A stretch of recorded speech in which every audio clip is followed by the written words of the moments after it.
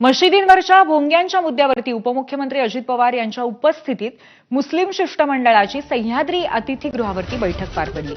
या बैठकीमध्ये किरीट सोमय्यांना मशिदीत जाऊ नये अशी सूचना उपमुख्यमंत्री अजित पवारांनी दिली आहे। मागील काही दिवसांपासून किरीट सोमय्या पोलिसांवरती दबाव टाकत असल्याचा आरोप मुस्लिम संघटनांकडून करण्यात आला होता। या पार्श्वभूमीवर ही बैठक पार पडली। या बैठकीसाठी उपमुख्यमंत्री अजित पवार, मुंबई पोलीस आयुक्त देवेन भारती तसंच मुस्लिम नेत्यांच्या शिष्टमंडळामध्ये अबू आझमी, नवाब मलिक, झीशान सिद्दीकी, सना मलिक हे उपस्थित होते।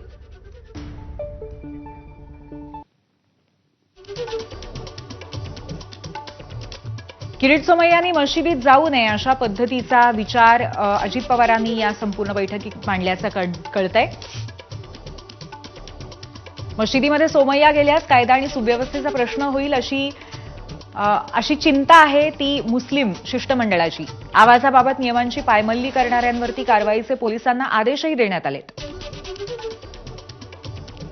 तणाव निर्माण झाल्यास सोमय्या जबाबदार असतील असं मुस्लिम संघटनांनी स्पष्ट निवेदन दिलंय।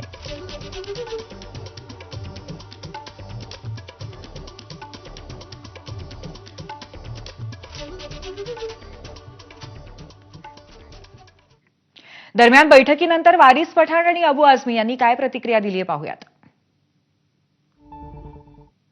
हे लोक असं म्हणतात की मुंबई शहरात 1500 भोंगे होते, त्या 1500 भोंग्याला त्याने उतरलेलं आहे। त्याचं असंही म्हणणं आहे की आम्ही मंदिरवर, गुरुद्वारावर सगळ्यांच्याकडे जितकेही भोंगे होते या भोंगेला आम्ही नोटीस देऊन उतरलेलं आहे।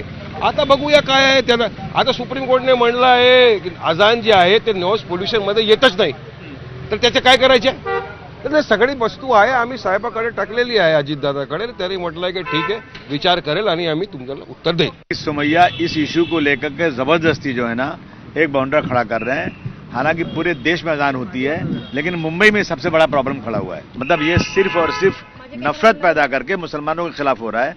जहां देखिए जिन एरिया में वोट नहीं मिला ना, कहता है यहाँ वोट जिहाद हुआ है, यहाँ वहां जाकर के इस तरह बदतमीजी करना शुरू किया इन्होंने। हम लोगों ने बात किया, पुलिस प्रशासन के सामने बात किया, अपनी सारी ग्रीवेंसेस हमने रख दिया है। उन्होंने बोला इसका कोई रास्ता निकालेंगे। सारा नियम हमारे लिए बना हुआ है, सारा नियम मुंबई में इंप्लीमेंट हो रहा है। सारा भारतवर्ष, पूरे भारतवर्ष में अजान हो रही है, लेकिन कहीं इतना प्रॉब्लम नहीं जितना यहाँ प्रॉब्लम।